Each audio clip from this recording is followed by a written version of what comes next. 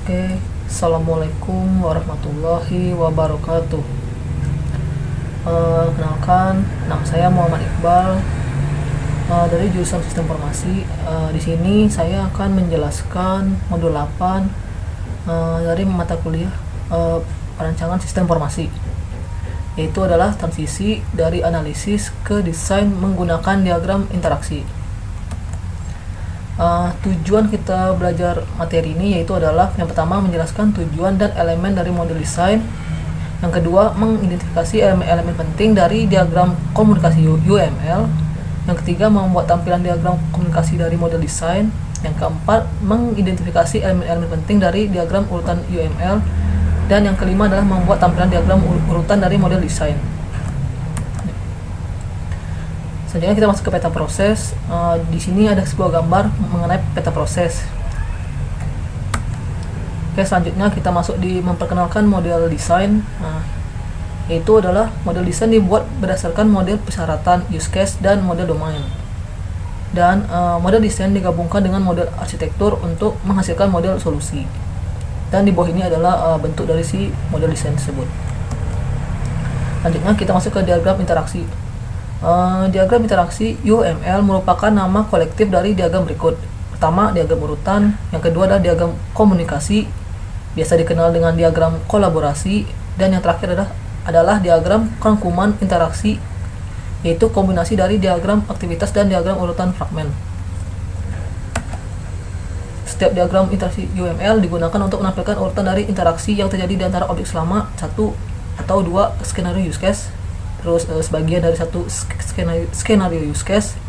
Terus diagram interaksi UML bisa juga digunakan untuk menampilkan urutan dari interaksi yang terjadi antara sistem dan subsistem. Selanjutnya masuk ke membandingkan analisis dan desain. Analisis membantu Anda untuk mengetahui model apa tentang proses bisnis yang harus didukung oleh sistem. Yang pertama adalah use case, dan yang kedua adalah model desain.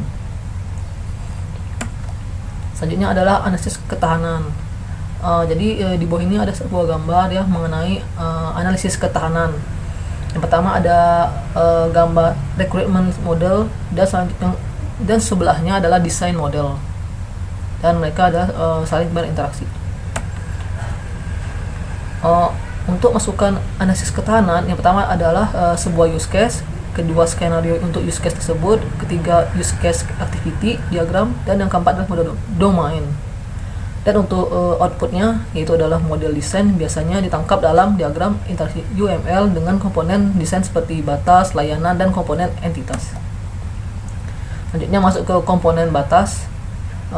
Di sini ada sebuah gambar mengenai komponen batas, yang dimana ada terdapat sebuah aktor, yaitu namanya adalah booking agent, lakukan room request kepada si reservation UI. Selanjutnya ada komponen layanan, yaitu adalah booking agent melakukan request room ke reservation UI, dan selanjutnya reservation UI melakukan make reservation pada si reservation service. Dan ini selanjutnya ada komponen entitas, di mana ini adalah gambar lanjutan yang sebelumnya, di mana di sini ada gambar tambahannya adalah reservation service menambah sebuah reservation. Selanjutnya ada komponen layanan dan entitas. Di bawah ini ada sebuah gambar, yang dimana gambar ini melanjutin gambar yang tadi. Jadi di gambar ini yang ditambah adalah reservation service menambahkan kepada si reservation, yaitu set rooms, set quote price. Selanjutnya komponen batas dan entitas. Di sini tambahan gambarnya adalah di mana si reservation UI menambahkan ke si reservation, yaitu adalah get details. Selanjutnya masuk ke menjelaskan proses analisis kekokohan, yaitu yang pertama adalah pilih kasus yang digunakan, yang kedua buat diagram komunikasi atau diagram urutan yang memenuhi aktivitas kasus yang digunakan, yaitu adalah identifikasi komponen desain yang mendukung kegiatan kasus yang digunakan. Terus gambarkan asosiasi antara komponen-komponen ini dan memberikan label pada asosiasi dengan pesan. Dan yang nomor 3 yang terakhir adalah konversi diagram komunikasi menjadi diagram urut atau sebaliknya untuk tampilan alternatif.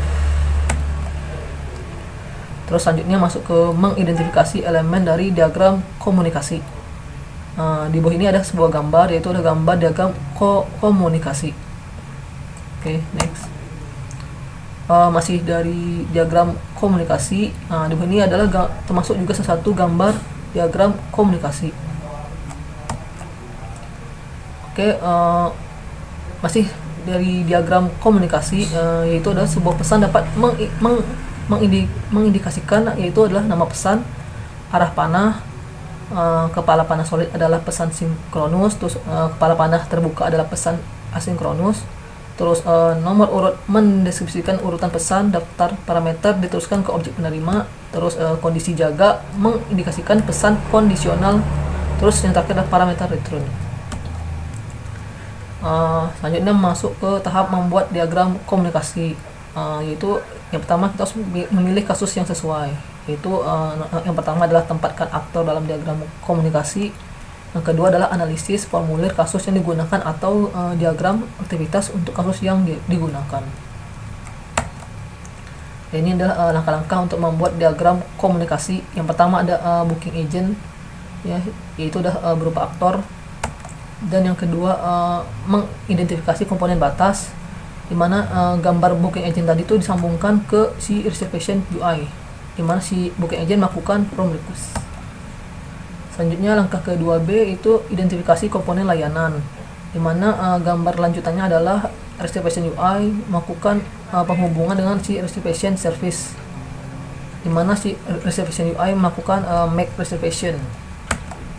Selanjutnya langkah 2C yaitu adalah identifikasi komponen entitas, di mana gambar lanjutan yang tadi adalah reservation service melakukan penghubungan dengan reservation. Selanjutnya langkah 2D yaitu mengidentifikasi interaksi tambahan, di mana tambahannya adalah reservation service melakukan hubungan dengan reservation. Selanjutnya langkah 2D yaitu identifikasi metode tambahan, yaitu adalah metode make reservation dari objek reservation service mengembalikan objek reservation yang tidak ditampilkan ke reservation UI. Dan ini adalah bentuk gambarnya, di mana si reservation UI melakukan integrasi dengan si reservation, yaitu adalah get reservation details. Contoh dari diagram komunikasi. Oke, yaitu ada dua. Yang pertama adalah skenario primer dan yang kedua adalah skenario sekunder. Ini ada contoh diagram komunikasi yang pertama. Ini ada contoh diagram komunikasi yang kedua. Oke, masuk ke diagram urutan, yaitu ada terdapat memberikan perspektif interaksi yang berbeda antar objek, dapat digunakan sebagai pengganti diagram komunikasi, dapat dikonversi ke atau dari diagram komunikasi. Terus selanjutnya adalah terbukti lebih berguna bagi pengembang, dan terakhir adalah menyoroti urutan waktu dari interaksi. Dan ini adalah mengidentifikasi elemen-elemen diagram urutan. Jadi seperti ini bentuk gambarnya. Masuk ke contoh fragmen. Di sini ada sebuah gambar, yaitu gambar dari contoh fragmen tersebut. Contoh diagram urut. Oke, ada 3, yaitu ada pertama skenario primer, dan yang kedua ada skenario sekunder, dan yang tiga adalah diagram urutan fragmen yang menunjukkan perincian yang lebih halus untuk fragmen get reservation detail. Terus masuk ke contoh diagram urutan pertama. Ini adalah bentuk gambarnya. Dan ini adalah contoh diagram urutan kedua, seperti ini bentuk gambarnya. Dan ini adalah gambar yang terakhir, yaitu adalah contoh diagram urutan fragmen 3. Seperti ini bentuknya. Oke, masuk ke ringkasan untuk kesimpulannya. Jadi di materi ini kita itu melakukan mempelajari apa saja sih. Yang pertama, diagram interaksi digunakan untuk mengidentifikasi komponen desain yang memenuhi kasus penggunaan.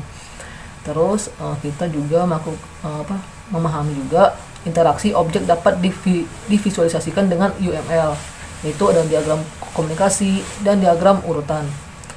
Sekian dari video saya. Bila ada kekurangan mohon dimaafkan. Assalamualaikum warahmatullahi wabarakatuh.